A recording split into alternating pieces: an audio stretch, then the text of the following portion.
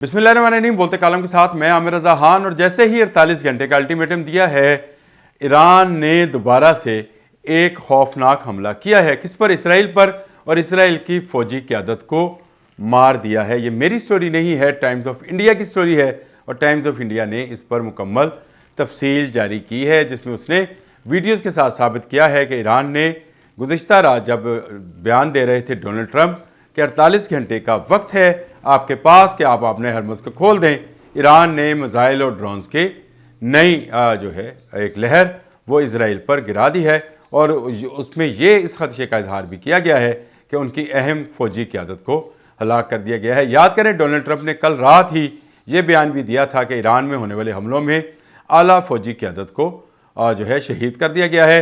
लेकिन उसका जवाब जो है टाइम्स ऑफ इंडिया की रिपोर्ट के मुताबिक ये मिला है कि ईरान ने इसराइल के अहम फ़ौजी अहदाफ को निशाना बनाया है और उनका हेड क्वार्टर जो है उसको उड़ाया है। टाइम्स ऑफ इंडिया की ये स्टोरी ये साबित करती है कि ईरान किसी एक लम्हे पर भी अमेरिका के सामने ना झुका है, ना उसने पसपाई इख्तियार की है। पसपाई इख्तियार करना पड़ेगी यहूद व नसारा को, पसपाई इख्तियार करना पड़ेगी नेतन्याहू और डोनाल्ड ट्रंप को, क्योंकि जो कि पहले ही हमें पसपाई की तरफ नज़र आते हैं। इस जंग को जो कि 2 फरवरी को शुरू हुई थी, आज के दिन तक अगर आप इसका बगौर जायज़ा लें तो अब तक ईरान जो है उसका पलड़ा भारी रहा है। ईरान ने हर मौके पर जो है ऐसे इक़दामात या ऐसे हमले किए हैं जो कि लाजवाब थे, यानी उनका कोई जवाब किसी इंटरसेप्टर के पास नहीं था। उसके ड्रोन्स जो हैं, एक फुटेज में अभी देख रहा था कुछ देर पहले की है, जिसमें यह दिखाया गया है कि एक F-15 जहाज़ जो है ड्रोन पर जो है अटैक करता है, लेकिन ड्रोन शायद 136 उसे धोखा देने में कामयाब होकर अपने टारगेट पर जा लगता है। ये एक बड़ी फुटेज है। एक ऐसा जहाज़ जो कई मिलियन डॉलर का है, एक मामूली से कीमत वाले शाहिद ड्रोन जो कि $20,000 का है, और उसके सामने जो है हार जाता है। ये पहली डॉग फाइट कह लें या पहला कॉम्बैट कह लें, एक ड्रोन और एक ऐसे जहाज़ में जिस पर अरबों रुपए की लागत है और अरबों रुपए का ही बंदा अंदर बैठकर उसको ऑपरेट कर रहा है, लेकिन वो ड्रोन इसको धोखा देकर अपने टारगेट पर जा लगता है। ये फुटेज देखने लायक है।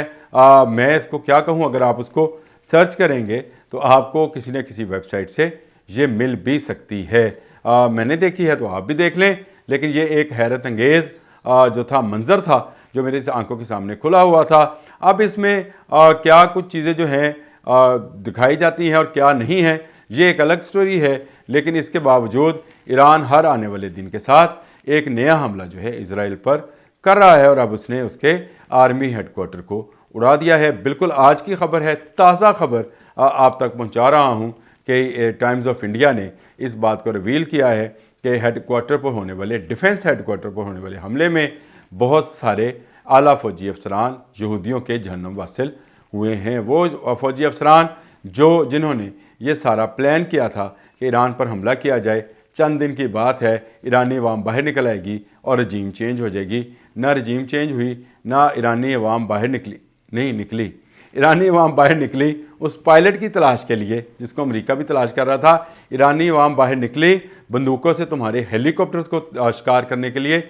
ईरानी अवाम निकली तुम्हारे ड्रोन्स को अपनी क्लैशिनकोव से गिराने के लिए, लेकिन अवाम रजीम चेंज करने के लिए नहीं निकली। कोई एक शख्स भी ईरान के अंदर से, शख्स तो दूर की बात है, एक आवाज़, एक सोशल मीडिया पोस्ट भी ईरान के ख़िलाफ़ अभी तक सामने नहीं लाई जा सकी है।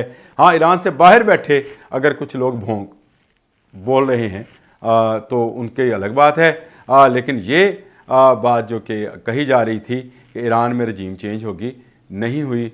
टाइम्स ऑफ इंडिया ने बता दिया कि अमेरिका का सदर डोनाल्ड ट्रंप जो कह रहा था कि ईरानी फ़ौजी क़यादत को निशाना बनाया है, असल में ईरान ने इजरायली फ़ौजी क़यादत को निशाना बनाया और उनके हेड ऑफिस पर यानी हेड क्वार्टर पर हमला किया है, और बड़ा संगीन हमला है। कल मैंने खबर दी थी मुसाद के हवाले से कि मुसाद हेड क्वार्टर जो है उस पर हमले की खबर है, और अब मैं आपको खबर दे रहा हूँ कि आर्मी हेड क्वार्टर या अस्करी हेड क्वार्टर या उसको जो भी आप कह लें, इनकी इस्टेब्लिशमेंट का हेड क्वार्टर यहूदियों का, उस पर हमला किया गया। और ईरान के इस हमले में उनके बहुत सारे अफसरान की हलाकत की इतला है, और ये इतला जो है अल्लाह करे हुई दुरुस्त हो। کیونکہ ہمیں تو اس وقت یہودی جو ہیں پوری دنیا کے لیے ایک عذاب نظر آتے ہیں، جن کے کہنے پر امریکہ نے یہ جنگ شروع کی ہے۔ نیتن یاہو کے کہنے پر یہ جنگ شروع کی گئی تھی۔ اس جنگ کا انجام بھی نیتن یاہو کی تباہی کے ساتھ ہوگا، کیونکہ اسرائیل جو ہے وہ پوری دنیا کے لیے خطرہ بنتا چلا جا رہا ہے۔ پوری دنیا کی ٹریڈ رکی پڑی ہے، پوری دنیا میں انرجی کرائسس ہے، اور پوری دنیا مہنگائی کے طوفان کا سامنا کر رہی ہے، صرف نیتن یاہو کی اس خواہش پر کہ وہ ایران کو سرنگوں کر دے۔ ایران نہ سرنگوں ہوگا، نہ کبھی ہوا ہے، نہ آنے والے دنوں میں بھی آپ کو یہ ہوتا نظر آئے گا۔ اگر سرنگوں ہوگا تو ڈونلڈ ٹرمپ ہوگا، امریکی سپر پاور سرنگوں ہوگی، اور اسرائیل کی ہر درمی جو ہے وہ سرنگوں ہوگی، جہاں پر اب یہودی بھی مظاہرے کر رہے ہیں نیتن یاہو کے خلاف کہ اس جنگ کو روکا جائے، ایران کی نسل کشی جو ہے اس کو بند کیا جائے۔ پوری دنیا میں اس حوالے سے مظاہرے شروع ہو گئے ہیں، اور یہ ایک اچھا سائن ہے ایران کے لیے کہ ایران سے دنیا بھر سے جو ہے ہمدردی وہ سامنے نظر آنا شروع ہو گئی ہے۔ آج دیکھ لیں 2 فروری تھی، آج 5 اپریل ہے۔ آپ دنوں کا حساب خود لگا لیں کہ تقریباً 37-38 روز کی اس جنگ میں ایران نے حاصل ہی کیا ہے وہ کیا؟ دنیا کی ہمدردی، اپنا عزم، اپنا حوصلہ، جذبہ شہادت، یہ اس نے حاصل کیا۔ اور کھویا کیا ہے؟ امریکہ نے اپنی سپر پاور ہونے کی کا غرور، اپنا جرالڈ آر فورڈ، اپنا ابراہم لنکن، اپنا F-35، اپنا F-18، F-15، وہ سب کچھ جس پر امریکہ فخر کیا کرتا تھا، گھمنڈ تھا، غرور تھا، وہ اس نے کھو دیا ہے۔ اب تک کے لیے اتنا ہی۔ اللہ حافظ۔